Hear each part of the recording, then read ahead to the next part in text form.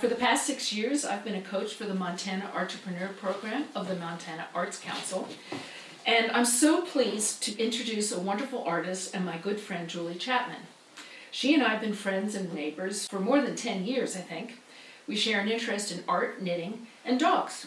Julie is a successful Western artist, and I'm so pleased that she will talk to us about her approach to social media and marketing her beautiful artwork. Can you tell us a little about your artwork and yourself as an artist? Sure, and thanks, Ricky, for the nice compliments. I appreciate them.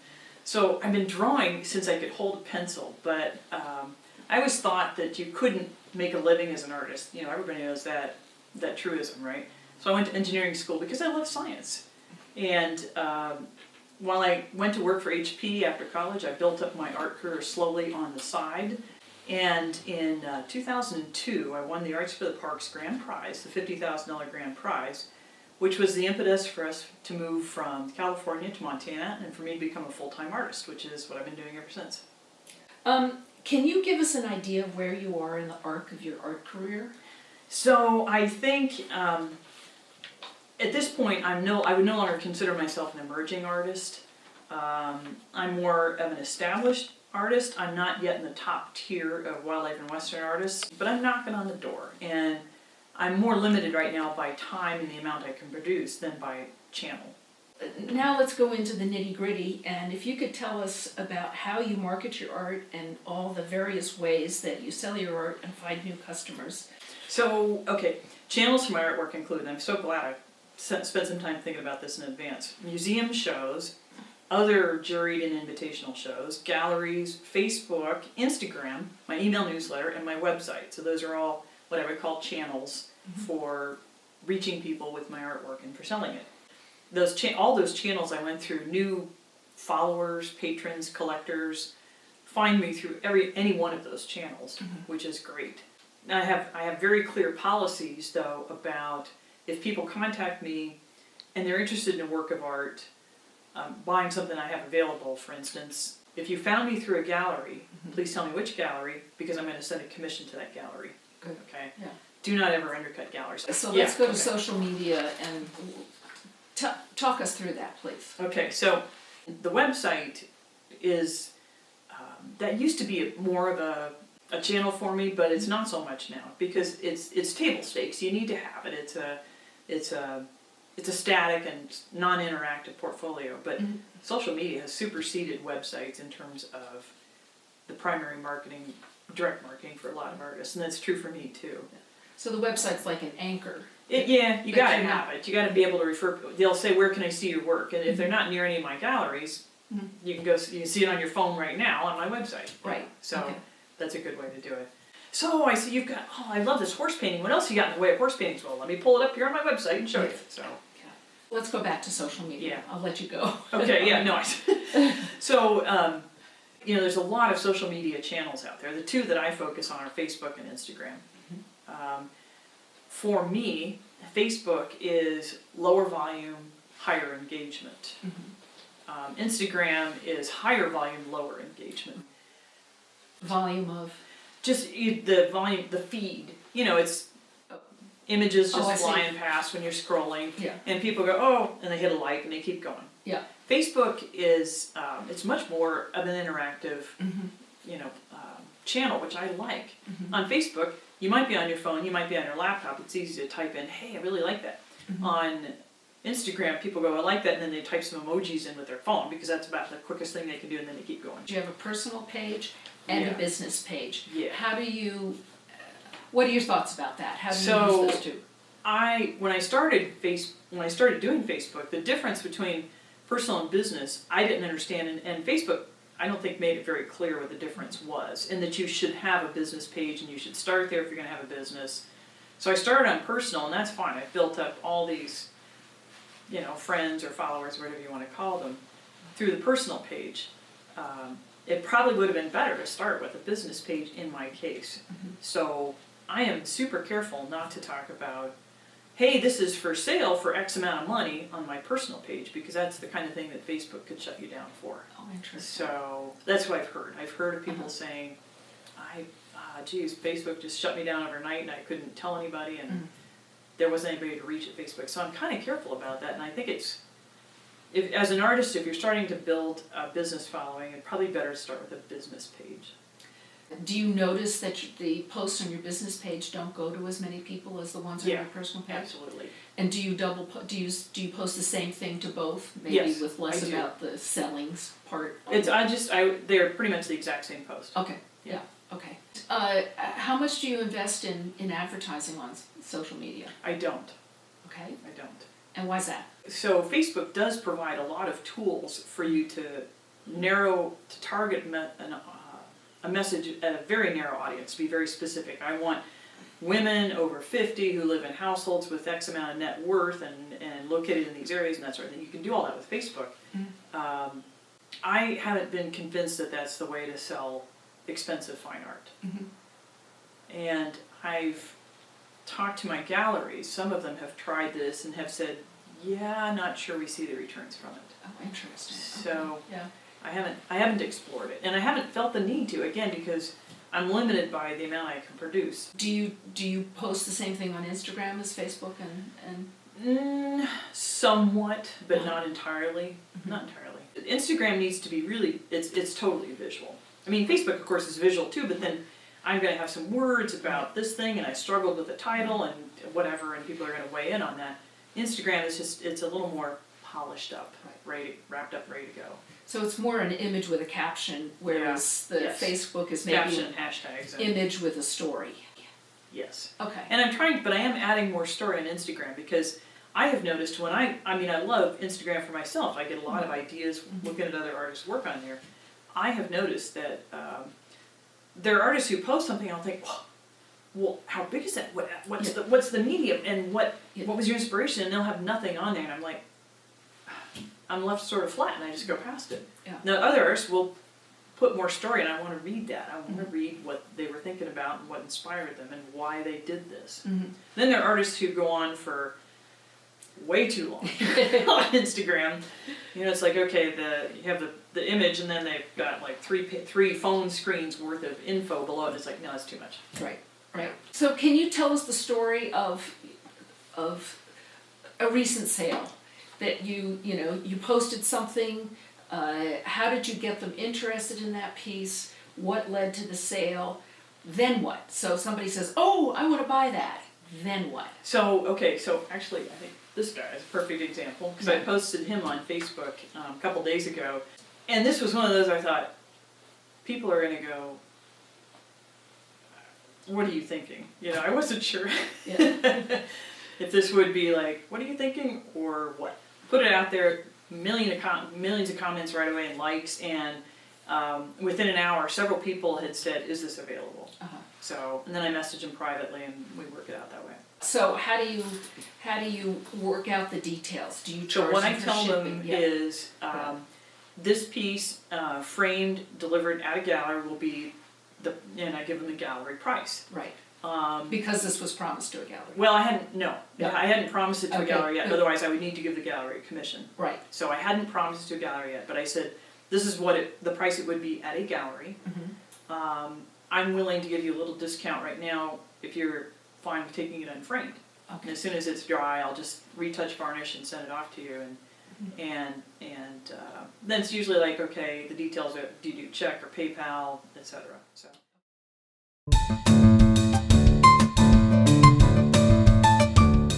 Would you be willing to talk to us about the prices of the kinds of things you sell that you sell through social media? Yes, I've been surprised, and I think galleries have been surprised that the prices people are willing to pay for something they've seen only on Facebook, only on this much resolution, anywhere from say $1,500 up to $11,000. Wow. Yeah.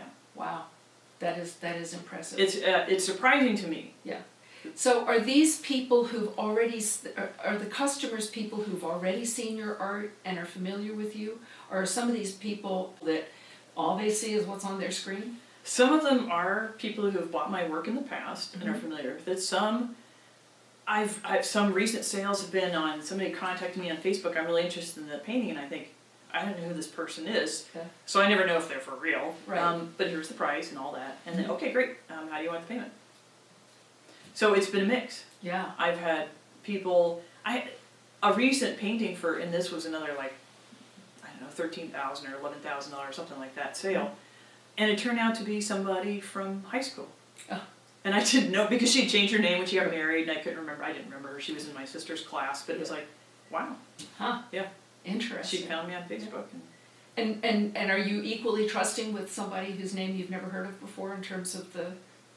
As long as we've agreed on the terms, I Yeah. get the check. Yeah. Right. Because I've had plenty of sales to people who are unfamiliar to me Yeah. from Facebook. Interesting. I've never had a direct sale from Instagram yet. Oh, interesting. Yeah. Okay. It's just Facebook. Do you post every day? No, I don't. And everything I've read in the marketing information is that you should post at least every day. And I'm so happy to hear that you don't post every day and that you have all these sales on it. So could you tell us, how do you think about when you post? How do you motivate yourself to post again? So there you go. So, okay, yeah, I mean, I've heard some of the same things. You should post more frequently, blah, blah, blah. When it comes to Facebook, if I can post once a week, I'm doing pretty good. Yeah. There is something to be said for posting a little more frequently than that, because Facebook's algorithms are that they only serve up some of your material to some of your followers. So if you post more often, you're going to get in front of your followers more often. But I don't feel like I have enough content, fresh content, to put out there more often than that. So, and I've also found for me that I get the most engagement if I post Tuesday, Wednesday, Thursday on the afternoons.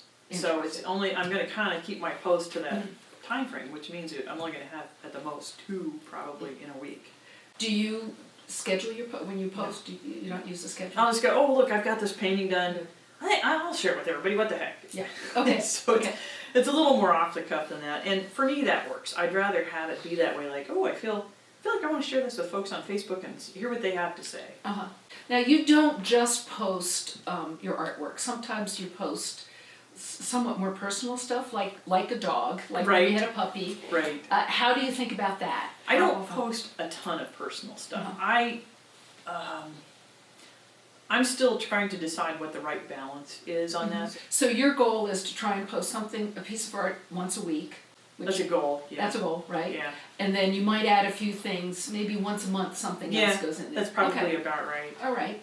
Let me just slip on my map hat, coach hat, saying yes. The metric is that you're doing sales, so you're having success with the way you're doing it now. So, maybe you don't need to struggle with that anymore. Maybe. Yeah. I mean that's a good point. If I were more of an emerging artist and trying to build a following, I'd probably be more diligent about I need to put some things out on Facebook pretty regularly and build up the followers. I come back to the fact that I'm time limited right now, so I'm okay with maybe I don't reach quite as many people with a given post as I would if I were doing more posts. Right. You have a very distinct voice on social media that's totally authentic, that's totally you. And I know you pretty well off social media, and what you post on social media is you. It's great. And you talk about engagement, and the fact that your posts are engaged with so much probably means that they are also popping up into people's feeds. Hope so. I mean, I see the same post frequently, especially when my friends comment on your post or you respond to my friends. Right. So, exactly. So anyhow, I wanted you to talk about how you think about that authentic voice. How do you keep that authentic voice going? So, I'm not sure I have a really good answer to that, other than to say that I think showing up with humor and gratitude and professionalism in all my interactions is essential, and that's whether I'm talking to my galleries or whether I'm posting on social media. So for me, there's always like, okay, what humor can I add to this, or how can I engage folks? I'm gonna do an aside here and say that someone like an artist like Catherine Turner, who is a dear friend and is a phenomenal artist. She lives in Jackson Hole. She is just such a great example of an artist who posts everything she writes is grace and love. Mhm. And her paintings look like that too. Mhm. And she has just tons of engagement, millions of likes every time she posts for that reason. Because, and that is her. Mhm. She is authentically just a really lovely soul, and that comes through in her posts. I think I'm not afraid to be kind of vulnerable, because I'll put things out on Facebook and say, well, I'm not sure this is done. I'm not sure if this is a good idea even. What do you guys think? Because I truly am genuinely, frequently in the, I just don't know about this piece. And, and the kind of feedback I get tells me whether or not I'm on the right track with it. Interesting. Also, I treat all my direct marketing, that includes my email newsletter and my social media, as interactive. So every comment someone makes on a post of mine, whether on Facebook or Instagram, everybody who replies to my art scene, they all get acknowledged. Mhm. I can think of artists I know whose work I love, and they post on Instagram pretty frequently, and I've commented once or twice, this particular artist I'm thinking of, and she never acknowledges. Yeah. You don't even see like a like hit, next to your comment or anything. Right. So I stopped commenting. Right. There are people who take the time to post something thoughtful. Right. Those especially I will respond to, because usually for me it's an insight. Oh wow, thanks. Yeah. I hadn't thought of that. Yeah. I genuinely like engaging with my audience by asking things like, what do you guys think I should title this? Yeah. People like weighing in on that. They like being asked their opinion. Yeah. And another thing I've done is the auctions. I was doing a weekly auction of a little drawing. Mhm. And that generated a lot of followers and a lot of interest. Interesting. Yeah. And some income for me, and it was, people were so excited to get those things. They were so excited to win them. It was gratifying for me. Yeah. Like a lot of people, my income went off a cliff right as a pandemic struck, and we heard all about the food bank problems and so forth. So I revived the weekly auctions. This time the proceeds going to the Missoula Food Bank, and those got a lot of engagement, and they made me feel much better about everything. So you have to be authentic to yourself when you're posting. I think there's been an evolution in terms of people accepting that you could buy big ticket items sight unseen, other than a small digital image. That's just an evolution of the audience and the times. Right. That's an interesting point. Yeah. Yeah. Okay. Can you talk a little bit about your newsletter and where that fits into your whole marketing scheme and the know, like, trust? Yeah, the art zine or the email newsletter is definitely my longest running direct channel. It's at least 15 years, maybe more. I've lost track now when I started it. It's even longer than that. So definitely the pool of people who receive my art zine we're on the trust spectrum with most of them. The nice thing about the art zine is that it lets me dive in a little deeper, because I will do surveys now and then, and those are useful for me. And then I will share the results back to the audience, and people engage with that, because I run it through Constant Contact, and Constant Contact shows me how many people clicked or opened or clicked a link or whatever, and I can see that those things create engagement. Do you find that you get sales from your newsletters? Yes. Yeah, absolutely. Yeah. That used to be the primary way I would have direct sales until Facebook came along. I would say now it's more Facebook, but I still do have sales through the art zine. Okay. So what marketing advice would you give to artists who are learning to market their art? What do you wish you had known when you were starting out? So, show only your best work to the world. You need to learn how to self-critique.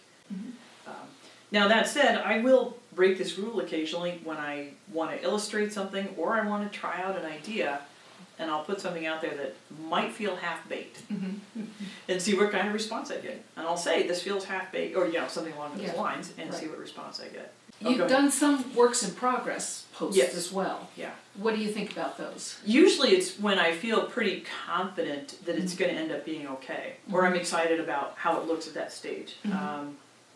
So, I haven't done works in progress when I think, boy, I don't know if I can rescue this or not. Those are not the ones that get put out there. Yeah.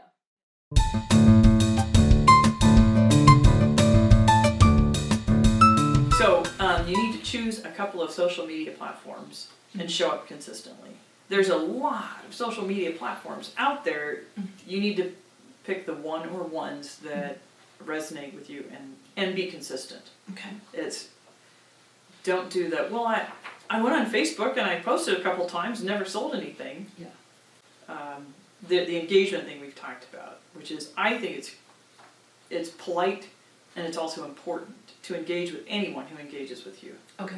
If you're going to be on social media, you need to also check out other artists' posts on whatever platforms you're on, and to compliment whenever you can. Yes. You know, be visible. In other words, oh, so-and-so's, Julie's checking me out, well, I gotta go check her work out too. Yeah, yeah. So, by the way, critique, and I've seen some artists break this rule, critique is private and only when requested. I do not, I mean, I've been on Facebook and Instagram and thought, whoa. Yeah. But I'm not gonna say anything, that's not my place. Right. The artist did not put it out there for some random person to show up and critique it. Yeah. There's one artist I can think of, and I blocked him from my Facebook feed, who thought that it was his right to go around and critique every artist's work. I don't know why he thought this, but it was like, I didn't ask for you to do this. That's not your place. Right. And he critiqued things out of total ignorance. Oh. Yeah.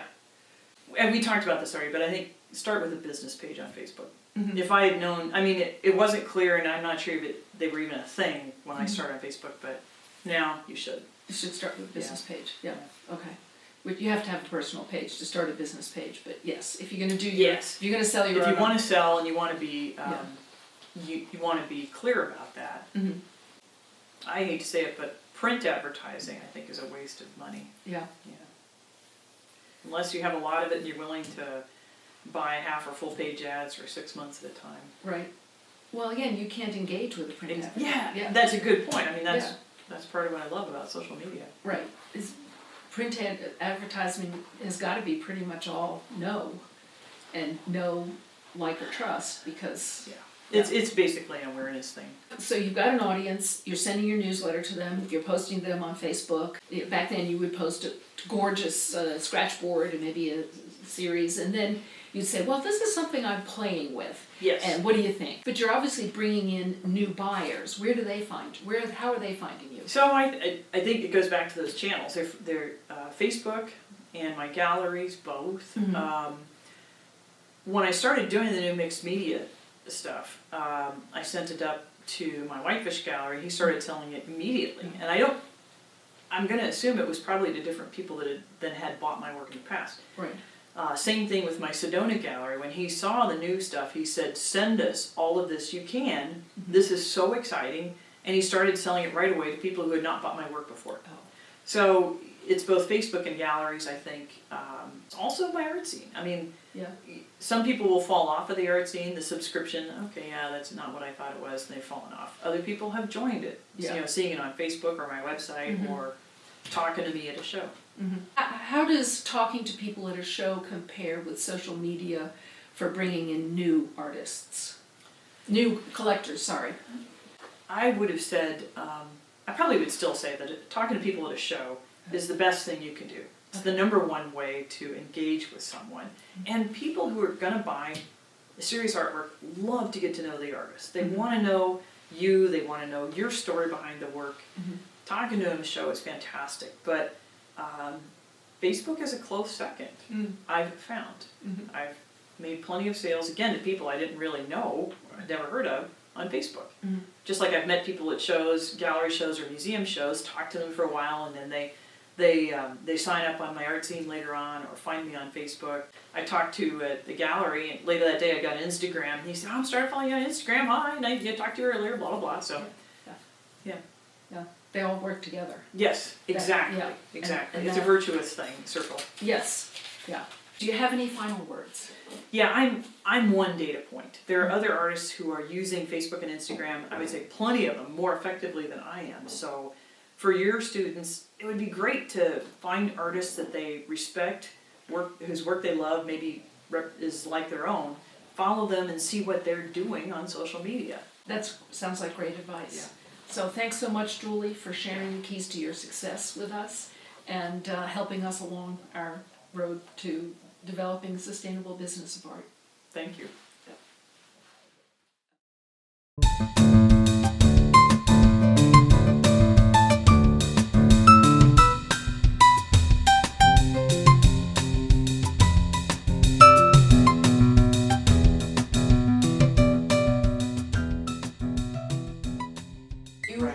Art working on